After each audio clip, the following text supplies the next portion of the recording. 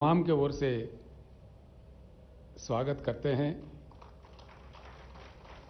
इस ऐतिहासिक हैदराबाद शहर में।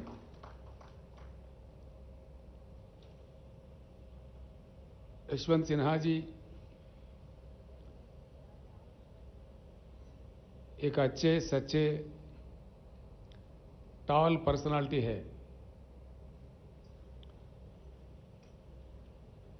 उन्होंने अपने करियर एडवोकेट के रूप में स्टार्ट की है। बाद में वो आईएएस अधिकारी भी बने। अधिकारी के रूप में भी कई सेवाएं देश को उपलब्ध कराए। उसके बाद राजनीति में आए और सम्मानित रूप से एक बार वो वित्त मंत्री थे देश के और एक्सटर्नल अफेयर्स मिनिस्टर भी रह चुके हैं। उसके बाद उनके जो इनसाइट्स थे, जो मंत्रालय वो संभाल रहे थे, अंतर्राष्ट्रीय स्तर पर भी पेरिस में उनको पुरस्कार दिया गया, उनको सम्मानित भी किया गया। ऐसे एक नेता को आज स्वागत करने में हम फख्र महसूस करते हैं। आज हम भाग्यशाली है कि एक अच्छे नेता को अच्छे ढंग से हमने राष्ट्रपति पद के लिए चुना है। और आज हैदराबाद में जब वो आए, हम बड़ी अच्छी तादाद में उनके स्वागत भी किए हैं। इस चीज को लेकर देश के सारे पार्लियामेंटेरियंस को मैं एक अपील करना चाहूंगा।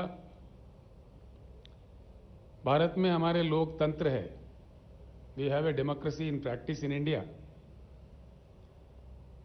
इससे पहले जब वीवी गिरी साहब राष्ट्रपति चुनाव के लिए लड़ रहे थे, उस समय हिंदुस्तान में एक नारा चला कि भाई आत्म प्रबोध से वोट दीजिए, और उसी के अनुसार वीवी गिरी जी का भी जीत हुआ। चुनाव के लिए, राष्ट्रपति चुनाव के लिए वोट देने के लायक है उन सारे भाइयों से बहनों से मैं अपील करता हूं, तुलना करके देखिए दोनों कैंडिडेट के बीच में, और आपके आत्मा के अनुसार आप आशा करते हैं कि आप जीत जाए और देश का मान्यता बढ़े, देश का मान मर्यादा बढ़े। आप जैसे पर्सनालिटी जीतती है, व्यक्तिगत तौर पर आपका तो पर्सनालिटी बढ़ेगा ही, लेकिन देश का मान मर्यादा और बढ़ेगा। लेकिन क्या हो रहा है इस देश में? आज जो कुछ भी हो रहा है गलत हो रहा है। जो कुछ भी किया जा रहा है गलत किया जा रहा है। ऐसे स्थिति में देश को खामोश नहीं रहना चाहिए, आवाज उठाना चाहिए, सबको एकत्रित होना चाहिए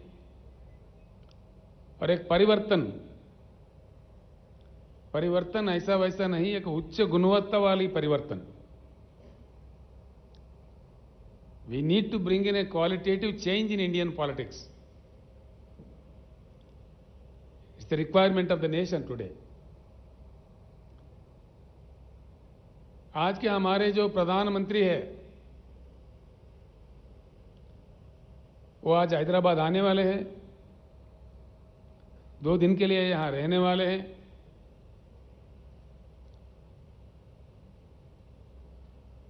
गला फाड़ फाड़ के हमारे खिलाफ बोलने वाले हैं। कोई बात नहीं, लोकतंत्र है, जो जिसके समझ में आए बोले, जो जिसको कहना है कहे। यही हमारा लोकतंत्र का मान्यता है। हम इतना ही कहना चाहेंगे, माननीय प्रधानमंत्री जी, जिस प्रकार से आप विपक्षी दलों के नेताओं पे गला फाड़ फाड़ के गलत आरोप लगाते हैं, उसी प्रकार से जो संबोधित करने वाले हैदराबाद सभा को,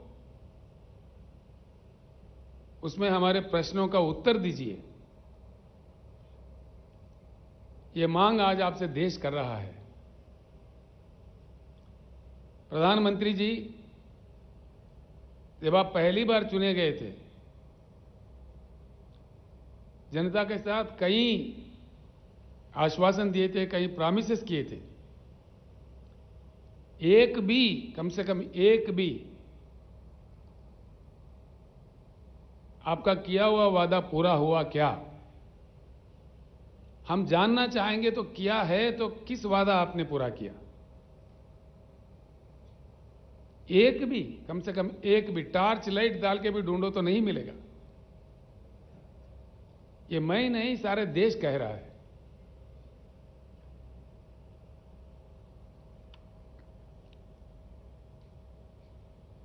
आप समझते हैं आपसे बड़ा बुद्धिशाली कोई है ही नहीं।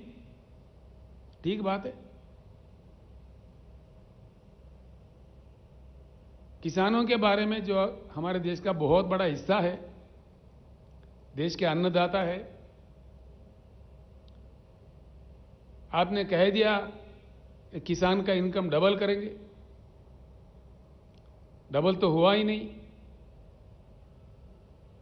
खर्चा डबल हुआ जरूर।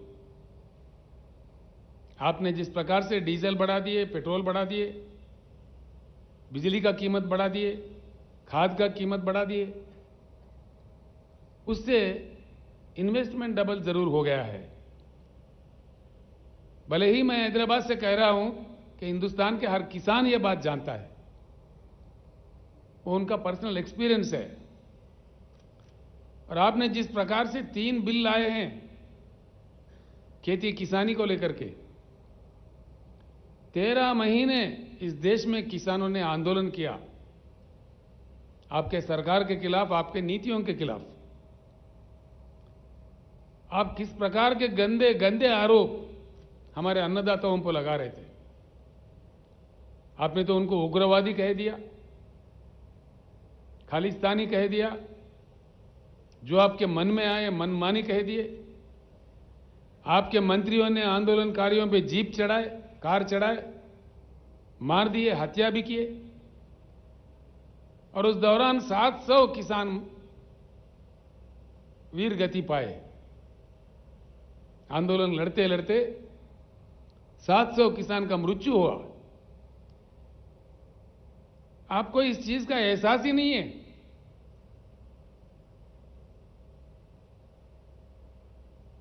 कोई दया नहीं है। क्या ये सच नहीं कि 700 किसान मारे गए? यहां से मैंने ऐलान किया था, यशवंत जी, आंदोलन के दौरान जिन किसान भाइयों ने अपनी जान गंवाई है, उनको तो हम लौटा नहीं सकते, लेकिन उन परिवारों के देखभाल के लिए तेलंगाना सरकार की ओर से हमने 3-3 लाख रुपए हर घर में देने का घोषणा किया। और हाल ही में मैंने पंजाब सरकार के सहयोग से चंडीगढ़ तक जाके वहां किसानों के हाथ वो चेक दे दिए। इसके भी हमारे प्रधानमंत्री, हमारे भाजपा के नेता मजाक उड़ा रहे थे। आप तो देते ही नहीं, कम से कम जो देने वाले हैं उनका मजाक भी उड़ाते हैं। ये आपका राज है, ये आपका नीति है। इस प्रकार का सरकार आप चला रहे हैं इस देश में। दोस्तों, ये सोचने की बात है, जिस प्रकार के बातें माननीय प्रधानमंत्री कह रहे थे, माननीय कृषि मंत्री कह रहे थे, भाजपा के वरिष्ठ नेता लोग कह रहे थे, किसानों का जिस प्रकार अपमानित कर रहे थे, आखिरकार हुआ क्या? अगर आप सही थे, अगर आपके बनाए हुए कानून सही थे, आखिर हुआ क्या? सारा देश के सामने आपको सर झुका के किसानों को माफी मांगना पड़ा। आपने माफी मांगा? ये तो प्रधानमंत्री का आदत है। चुनाव के वक्त है मीठी मीठी बातें, चुनाव गुजर गया तो झूठी झूठी बातें। ये देश देख रहा है, देश महसूस कर रहा है। अगर आप सही थे तो फिर किसानों को क्यों माफी मांगा? आपके बनाए हुए कानून क्यों वापस लिए? और उसके बाद में किसानों को जो आश्वासन आप दिए थे, क्या हुआ? आज तक कोई बात ही नहीं है। किसान आपको कोई सोना हीरा थोड़ी मांग रहा है। किसान, देश के किसान, किसान अपने उगाए हुए पैदावारी का मोल मांग रहे हैं, मिनिमम सपोर्ट प्राइस मांग रहे हैं, एक इज्जतदार जिंदगी मांग रहे हैं। जिस प्रकार से आप पूंजीपतियों का एनपीएस का कर्जा उतारते हो लाखों करोड़ देके, वो नहीं मांग रहे किसान। किसान मांग रहे तो अपने हक मांग रहे, अपने पैदावारी का दाम मांग रहे, वो भी देने का क्षमता आपके पास नहीं है।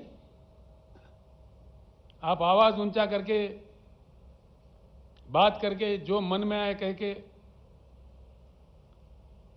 आप कहते जाओ, आगे ये नहीं चलने वाला है इस देश में।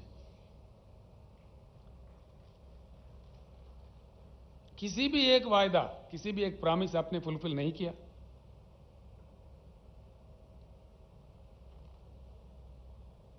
आप जो अपने आप का तारीफ करते हो, हर चीज में देश का मान मर्यादा खत्म होते जा रहा है। आपका तानाशाही दिन ब दिन बढ़ते जा रहा है, जो देश के लिए खतरा है। मैं इसीलिए सबसे हमेशा कहते आ रहा हूं और आगे कहेंगे भी कि राजनीतिक परिवर्तन से इस देश में कुछ बदलने वाला नहीं है, कुछ बदलाव होने वाला भी नहीं है। राजनीतिक परिवर्तन होगा, जरूर होगा, कोई परमानेंट नहीं है। मोदी जी से पहले भी कई प्रधानमंत्री बने। तो जनता जिसको मौका देता है सेवा करने का, करके अपने रोल निभा के चले जाते हैं। मोदी जी, मुझे लगता है कि एक भ्रम में है कि हम ही परमानेंट है। कोई परमानेंट नहीं है, ये अननेचुरल है। इस देश में लोकतंत्र है, इसलिए परिवर्तन कभी भी संभव है, असंभव नहीं है। क्या चला रहे हैं आप? देश में क्या हो रहा है? किस प्रकार का नीतियां अपनाया जा रहा है?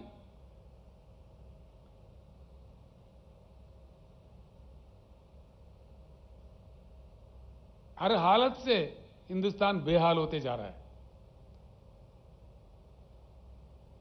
किसान परेशान, बेरोजगार नौजवान परेशान, उद्योगपति परेशान, इन्फ्लेशन बढ़ रहा है, प्राइस राइज हो रहा है एसेंशियल कमोडिटीज का। आपका एडमिनिस्ट्रेशन का गुणवत्ता क्या है? क्या नतीजा मिला है इस देश को? Gross misuse of all constitutional bodies, gross misuse दिन ब दिन देखने को मिलता है इस देश में। आप हावी है, आप प्रहार कर रहे हैं। जो आपके विरोध में बोलता है उनको सताया जाता है। लोकतंत्र का खात्मा कर रहे हैं आप, लोकतंत्र का हत्या कर रहे हैं। राज्यों के सरकार को गिराने में आप व्यस्त है। अब तक नौ सरकारें आपने गिराई है, यह आपके रिकॉर्ड में है।